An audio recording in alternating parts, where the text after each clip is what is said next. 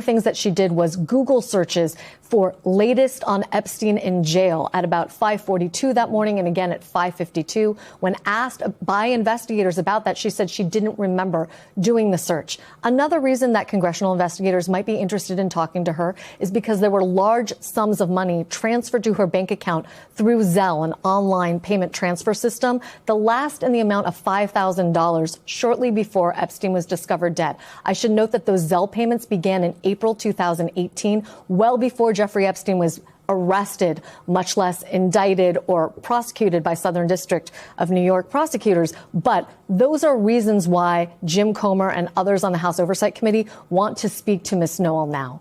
And what about that missing minute of security footage? Was that ever cleared up?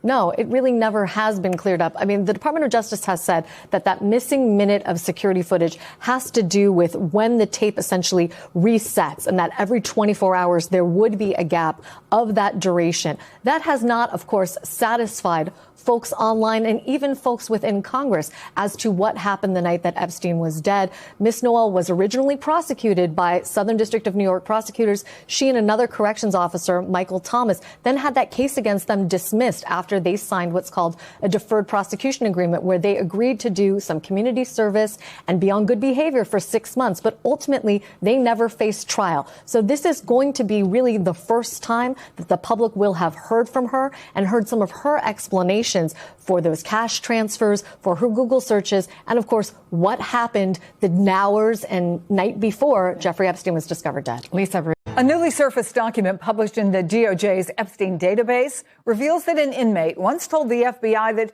he overheard prison guards talking about covering up Epstein's death on the morning the sex offender died. The document includes 5 handwritten pages of notes from the unidentified inmate's FBI interview. And while unsubstantiated, the details are likely to raise more questions about Epstein's death, which was officially ruled a suicide. Joining us now, Julie K. Brown, investigative reporter for the Miami Herald. It's good to see you again, Julie. The inmate claimed that the whole wing, as I understand it, overheard this exchange among guards. Tell us what the notes from the FBI say. Well, this particular inmate said that he woke up to the commotion of them discovering that something was wrong, in the SHU, which is the special housing unit for people like Epstein who are supposed to be watched more carefully. And in this particular case, he heard the yelling and the screaming, and of course it roused him up. And he told the FBI that he heard them say something to the effect of, "You dudes, you killed this dude, you killed him." And then another female guard saying, "Well, we don't have to worry about this because we're going to cover it up, and my guys are going to have an alibi," or words to that effect. And so, this raises questions about what actually happened on that night, and for good reason. There's been a lot of errors we know now there were a lot of errors made that night. And if you really look at the whole picture and all the problems that they had, I think that it's worthy to take a look at this inmate's statement, even though it was uncorroborated. So I know that you tried to reach the lawyer for the female guard who was working. MS Now has tried to reach her lawyer. But what else do we know about her and for that matter, the others who were on duty that day? Well, she was a relatively new correctional officer, as I understand it. And the other thing that came out over the weekend was the New York Post was the first to discover, and I also found the documents myself that showed that the DOC investigators, the DOJ investigators, actually did some work on her finances, got her banking statements, and you could see them in the files, and it shows that she had quite a number of cash deposits into her bank account. So that's suspicious. And she apparently searched for Epstein's name just 40 minutes before his body was found. So, you know, there's all these pieces that don't make sense and have never made sense, going back to the July 23rd when they found him laying on the floor of a cell. And his first words when he regained consciousness was, "My cellmate tried to kill me." He never said that he tried to commit suicide. In fact, all the psychological reports say that he felt that he had a good case, that he was hiring lawyers, that he had a great life. There's no indication at all that he was suicidal in these psychological evaluations. So one has to wonder why they didn't investigate and seem to, I guess, believe his cellmate who told him that Epstein tried to commit suicide. His cellmate was a quadruple killer, by the way, and they believed him when he said that Epstein tried to commit suicide, even though Epstein said that that wasn't the case. A watchdog report from the Garland DOJ in 2023. That 100-page report reviewed the available video cameras footage to conclude the last time anyone came near Epstein's cell was a corrections officer at 10:41 p.m. That's the government conclusion from a detailed probe and report across 2 administrations. That's where the U.S. government would have it stay. But this new law famously forced out the secret internal documents from the same probe, showing other views within the FBI about the last person near Epstein's cell, hidden from the public until now. DOJ said the officer was the last time anyone entered the area. But the Epstein files have revealed a secret FBI log of the same video, which spotted a flash of orange going up the stairs. Inmates wear orange, not officers. The FBI stating a, quote, "flash of orange looks to be going up the stairs. Could possibly be an inmate escorted up to Epstein's tier." Now, the FBI's own video review detected that prison orange uniform of a possible inmate. That's big. This review had the evidence, orange that could be an inmate. But we are now learning it was cut, hidden, or accidentally left out of the DOJ report. The new files reveal this never-before-seen set of details about Epstein's area on the night of his death. And we could show you the locked tier around Epstein's cell, 10:39 p.m. that night. A blurry orange figure appears. The original FBI log calls it that flash of orange could possibly be an inmate.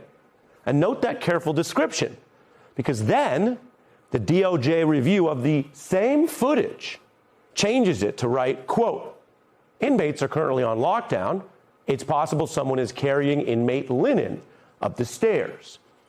Now, that's a huge difference. It replaces observation, orange, with conjecture. Inmates are on lockdown, so they shouldn't be around. But the rule that inmates are supposed to be on lockdown doesn't resolve whether one wasn't, just like Epstein was supposed to get those 30-minute checks, but didn't, and I told you about. Now, the DOJ's change prevents questions about that orange flash and if the jail made another mistake. And the public report by the DOJ hides this dispute over the orange flash. It states that an officer appears to walk up the stairway.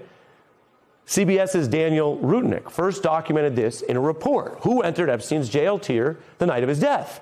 Newly released video logs appear to contradict official accounts. And independent experts telling CBS the video is more consistent with someone wearing an orange prison uniform than a corrections officer. The fact is, the DOJ's own watchdog report minimized the FBI evidence. That is just a fact. Now, people can debate why. Was that a good faith mistake or a malicious cover-up? Even videos suggesting an inmate on the loose does not resolve questions around Epstein's death, but it would be another rule violation, and it would add to the evidence suggesting you need a deeper investigation of potential foul play. Now, that was the only camera angle working, shown here on this map. The DOJ report notes recording failures do predate this Epstein probe. There was a history there, and the only working camera that covers a common area outside the entrance to Epstein's general area is here. There isn't video from that better camera that pointed down Epstein's hallway. Now, back in our timeline, moments after Epstein was found dead, the new files for the first time allow us to see the area footage at the moment of that discovery. A figure moving from the desk in the upper left corner towards Epstein's tier and then returning quickly. We see increasing activity. The video adds to the picture of how jail staff responded. It doesn't look like it was an expected event, some giant conspiracy, at least for the officers on the scene. You can see it gets chaotic. They're moving around outside Epstein's tier. But the FBI then didn't arrive for 7 hours. And that's a problem because by then guards had removed Epstein's body. The cell was in disarray. The crime scene tainted under Trump DOJ authority. And the feds didn't fingerprint or DNA test materials in the cell, which is basic forensics to check if others were in the cell or touched items. Trouble for Trump. Because look, we ultimately, in the court of law, we ultimately don't know what happened. But I feel there are so many questions unanswered about what happened on that fateful day when Epstein left this mortal coil. And the official narrative is it was by his own hand. But I gotta be honest, I just don't buy that. I just don't. And I know Donald Trump was not the only powerful person that wanted to cover up what he may or may not have known, what his old buddy Jeff may or may not have known. I know he's not the only powerful person. But he was president at the time, and therefore the most powerful person in the United States and the most powerful person in the world at that time, right? I get it. Jeff had a lot of powerful friends, and therefore a lot of people with the means and motives, if they so choose, to do something pretty, unspeakable, right? It wouldn't be the first time that a rich and powerful person silenced someone by any means necessary. But Donald Trump was the most powerful person.